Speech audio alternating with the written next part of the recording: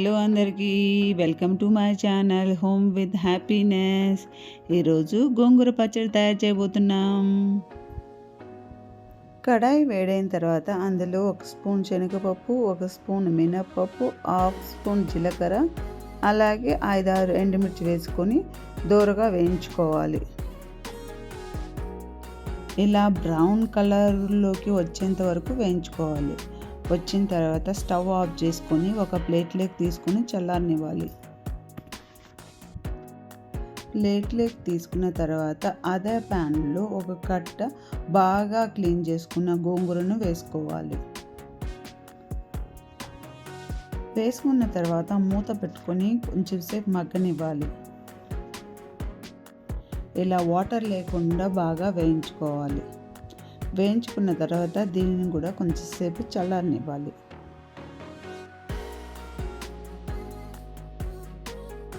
ఇప్పుడు మనం వేయించుకున్న శనగపప్పు, మినప్పప్పు, ఎండుమిర్చిని ఒక మిక్సీ జార్లోకి తీసుకొని అలాగే అందులో కొంచెం ఉప్పు వేసుకొని మిక్సీ వేసుకోవాలి.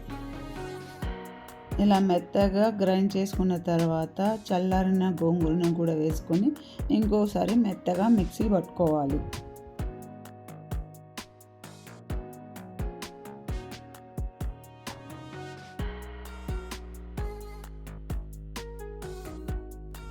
ఇలా మెత్తగా మిక్సీ పట్టుకున్న తర్వాత దీనికి పోపు పెట్టుకుందాం.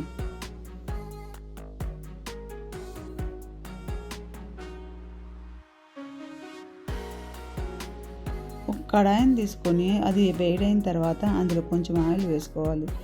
ఆయిల్ వేసుకున్న తర్వాత అందులో కొంచెం ఆవాలు, జీలకర్ర, అలాగే మినప్పప్పు, శనగపప్పు, 2 మిరపకాయలు వేసుకొని ఎర్రగా వేయించుకోవాలి. అలా వేగిన తర్వాత అందులో మనం సన్నగా కట్ చేసి పెట్టుకున్న ఆనియన్ను వేయించుకోవాలి. మరి బ్రౌన్ కలర్ అవసరం లేదు, కొంచెం వేస్తే సరిపోతుంది. తర్వాత అందులో మనం మిక్సీ పట్టుకున్న గోంగూరను వేసుకొని ఒకసారి ఫ్రై చేసుకోవాలి. అంతే, వెరీ టేస్టీ గోంగూర పచ్చడి రెడీ.